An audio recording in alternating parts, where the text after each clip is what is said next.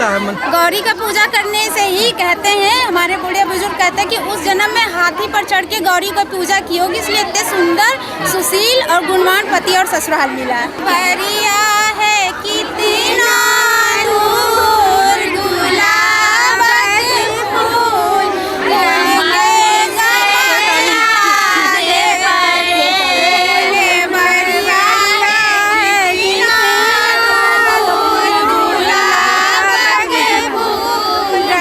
महिलाएं आती हैं, उनको हकार दिया जाता है, वो गीत गान करती हैं और उसके बाद वही लास्ट में फोका दे देते हैं और जो है लड्डू मिठाई सबको दो और अपने अपने घर चले जाओ। और उस रात भी हम लोगों को नमक खाने के लिए नहीं मिलता। फिर सुबह में उठिए 4 बजे और 15 दिन का जो फूल पत्ती होता है, निर्माल जिसे बोलते हैं, जल उसे जाके जल में प्रवाहित कीजिए। उसके बाद आके फिर से गौरी का पूजा कीजिए। उसके बाद आपको घर में मम्मी दाल भात तरुआ चरौरी पापड़ सब बना के रखती है, फिर खाइए और पति को ललचाइए। नमस्कार, न्यूज़ 21 में आपका स्वागत है। मैं हूं कौशल सिंह। आज हम आए हुए हैं पोखराम गांव में, जहां मधुश्रावणी पर्व मनाया जाता है।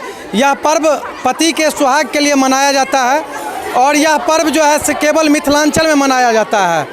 मिथिला के पावन धरती पे इस तरह का पर्व मनाया जाता है। साथ में यह पर्व जो है मिथिला के मैथिल ब्राह्मण ही केवल मनाते हैं और कोई जाति समुदाय के लोग इस पर्व को नहीं मनाते हैं। सबसे पहले आप लोगों का न्यूज़ 21 में स्वागत है। आपका भी बहुत बहुत स्वागत है। सबसे पहले ये बताइए कि यह पर्व क्यों मनाते हैं आप लोग? ये मिथिलांचल का बहुत ही प्रसिद्ध, बहुत दिनों से मनाया जा रहा है। बहुत नेम निष्ठा के साथ हम लोग अपने पति के लिए इस व्रत को मनाते हैं। सुहागवती अखंडवती ऐसा कुछ बोला जाता है उसके लिए। ये पर्व मनाने से क्या होता है? अपनी पति का आयु बढ़, हम लोग अपने पति के सुहाग के लिए मनाते हैं। पति के सुहाग के लिए ये क्या क्या प्रक्रिया होती है? मतलब इस पर्व को मनाने के लिए ऐसा मतलब बताया जाता है कि लड़की लोग अरबे अरबाइन खाना खाती है और उसके बाद जो है सो 1 महीना व्रत रखती है। तो क्या इससे होता है? इससे यही पति का सुहाग नियम निष्ठा से किया जाता है जी। मतलब ये क्या, मतलब थोड़ा इस पर्व के बारे में पूरा डिटेल में बताइए ना। नहीं पता। 15 दिन का व्रत होता है जी। इसे विधि पूर्वक ब्राह्मण की कन्याएं करती हैं। नहा खा से प्रारंभ होता है। इसमें बिना नमक का खाना खाया जाता है और लड़कियां सुबह में जो है 2 बजे 4 बजे उठ के फूल लोड़ने जाती हैं। फिर शाम को गांव के मंदिर या अच्छे स्थानों पर जाके 16 श्रृंगार करके और वो अपने पति की लंबी आयु के लिए यह व्रत रखती हैं। मतलब आप लोग 15 दिन जो फास्टिंग में रहती हैं, इस बार मतलब 1 महीना का यह पर्व होने जा रहा है, तो क्या 1 महीना यह प्रक्रिया करेंगे? जी हाँ, 1 महीना यह प्रक्रिया करेंगे। अभी 17 तारीख हम लोग इसी तरह अनुना व्रत करेंगे। उसके बाद 18 तारीख से लेकर 16 अगस्त तक जो है सेंधा नमक खा के यह व्रत विषहर को दूध लावा रोज देकर इसी तरह करेंगे और फिर 18 तारीख से पुनः इसी तरह फूल लोड़ेंगे और सब चीज़ें करेंगे। अच्छा, और ये एक चीज़ मतलब यहाँ पे मान्यता है कि मतलब जो है विवाहित कन्या जो होती है वो गाना वगैरह गाती हैं, तो एक गाना गा करके आप दर्शक को बता सकते हैं? कोई नहीं, हंसने का। परिया है कितना दूर गुलाब फूल,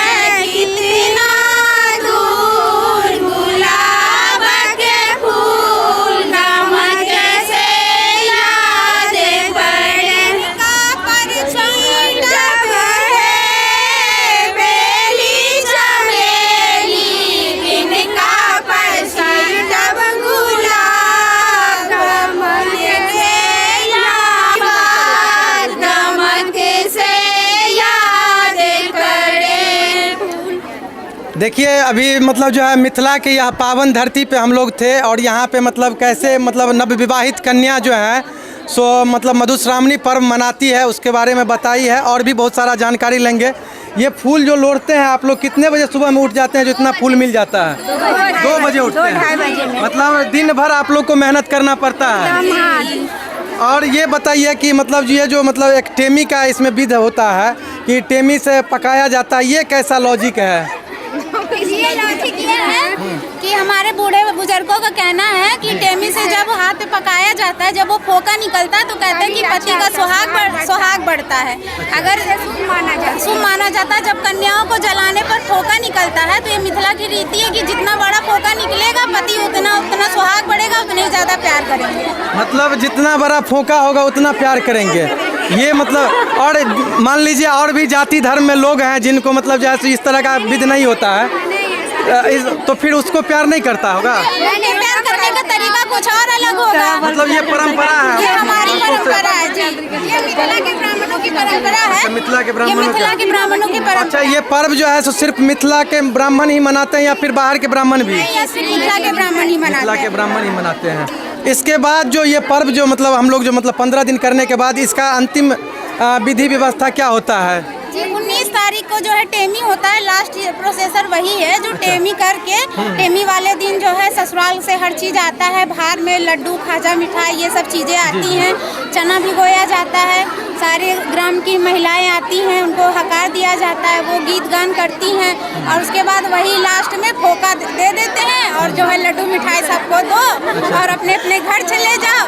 और उस रात भी हम लोगों को नमक खाने के लिए नहीं मिलता। फिर सुबह में उठिए 4 बजे और 15 दिन का जो फूल पत्ती होता है निर्माल जिसे बोलते हैं, उसे जाके जल में प्रवाहित कीजिए।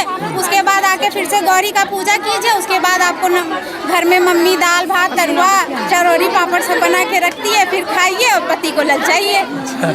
अच्छा, ये मतलब फूल जो आप लोग लोड़ के ले जाते हैं तो इस फूल को क्या करते हैं? इस फूल को अभी रख देते हैं और सुबह में फिर जब कथा होता है और जो है दोहा पढ़ा जाता है, कथा पढ़ने के बाद बिसर के ऊपर और ये फूल छीटा जाता है। अच्छा, गौरी का भी पूजा होता है ना इसमें? गौरी का भी होता है। क्या उनका मतलब गौरी को पूजा करने से क्या मिलता है? गौरी का पूजा करने से ही कहते हैं हमारे बूढ़े बुजुर्ग कहते हैं कि उस जन्म में हाथी पर चढ़ के गौरी को पूजा की होगी, इसलिए इतने सुंदर सुशील और गुणवान पति और ससुराल मिला है। चलिए, बहुत बहुत धन्यवाद आप लोगों को जानकारी देने के लिए। देखिए, यह मिथिला का पावन धरती पे जो है सो यह पावन पर्व मनाया जाता है और इस पर्व को करने से ऐसा कहा जाता है कि सुहाग की रक्षा होती है, सुहाग बढ़ता है और साथ में यह पर्व जो नवविवाहित कन्या करती है उनसे उनका हस्बैंड उन्हें बहुत ज़्यादा प्यार करते हैं। कैसी लगी हमारी जानकारी प्लीज़ कमेंट करके बताइएगा और अभी तक अगर आप हमारे चैनल को सब्सक्राइब नहीं किए तो चैनल को सब्सक्राइब कर दीजिएगा। धन्यवाद।